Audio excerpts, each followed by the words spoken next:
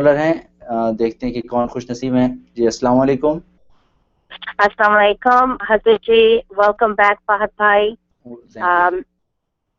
جی میں ارم بول رہی ہوں نیو جرسی سے. میرے پاس 2 کوسچنس ہیں. ایک کوسچن تو یہ ہے کہ جادو کے ذریعے گھر میں جھگڑا کروایا جائے یا میاں بیوی کو لڑوایا جائے یا غلط کام کیا جائے جادو کے ذریعے سے، تو وہ گناہ اس آدمی پہ ہوتا ہے، اس آدمی پہ بھی وہ گناہ ہے یا صرف جس نے جادو کیا اس پہ گناہ ہے؟ ایک یہ بات.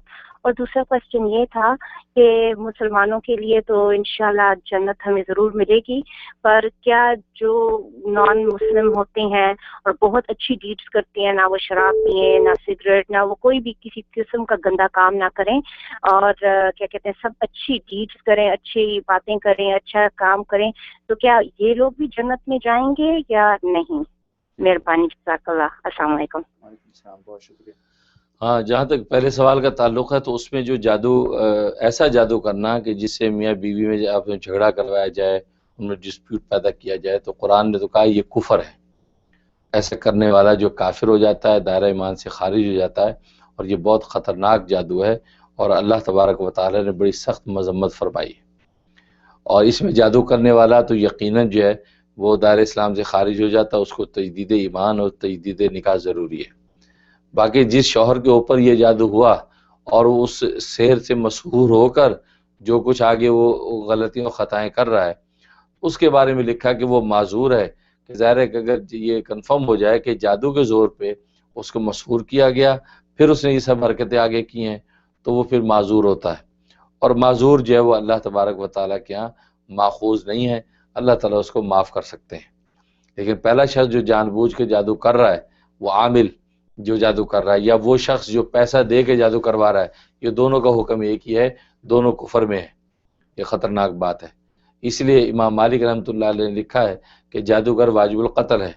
یا فقہ اسلامی کا فیصلہ یہی ہے، اور حنفیہ کے نزدیک اس کو قید و بند کے اندر مبتلا کیا جائے، سزا دی جائے. تو اس لیے بہت خطرناک بات ہے. تو گناہ جو ہے وہ جادو کرنے والے جادوگر پہ اور جو اس سے کروا رہا ہے وہ دونوں پہ برابر ہوگا. اور جس پر ہوا ہے، جو مبتلا ہوا ہے بیچارہ، وہ معذور ہے، لہٰذا اس کے بارے میں ہاتھ ہلکا رکھا ہے شریعت نے. اس لیے اس پر اس قسم کا کوئی سخت فتویٰ نہیں دیا. لہٰذا بہت سی ایسی چیزیں اس حالت میں اگر ظاہر ہو جائیں، مثلا مسحور ہونے کی حالت میں اس سے طلاق صادر ہو گئی، تو اس کی تحقیق کی جاتی، ویریفیکیشن کی جاتی ہے کہ واقعی یہ اتنا اس درجے کا مسحور تھا، اس کو پتہ ہی نہیں تھا، اس کی عقل ساری مار دی گئی تھی، پھر اس نے بولا، تو پھر شریعت بھی اس میں اس کو ریلیف دیتی ہے کہ طلاق واقع نہیں ہوئی. تو اس لیے وہ شخص معذور ہے، اس کا علاج کرنا چاہیے.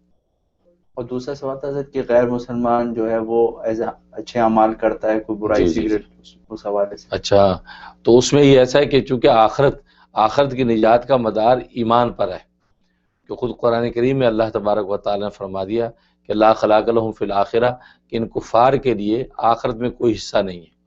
ہاں، دنیا کے اندر اللہ تبارک و تعالیٰ ان کو بدلہ دے دیتے ہیں، دولت، شہرت، حکومت، راحت کی شکل میں دنیا میں ان کو اس کا بدلہ دے دیتے ہیں.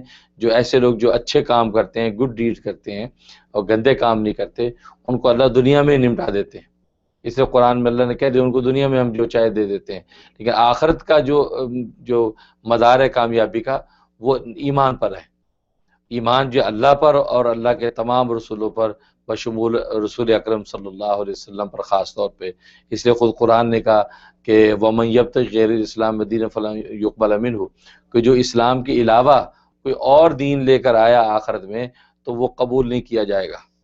جی اسلام قبول کرنا، کہ خود نبی پاک صلی اللہ علیہ وسلم پر بھی ایمان لائے، تو یہ نبی پاک کے آنے کے بعد سب دنیا مخاطب ہے اس کی، اور ان پر ایمان لانا ضروری ہے. اگر کوئی نہیں لایا اور اس کا انکار و تکذیب کی، بھلے وہ اپنی ذات میں جتنا بھی اچھا ہو، تو آخرت میں نجات اب اس کی نہیں ہو سکتی. ضابطہ اور قانون یہی ہے. باقی اللہ تبارک و تعالیٰ کی رحمت و فیصلہ کیا ہے وہ اللہ جانے.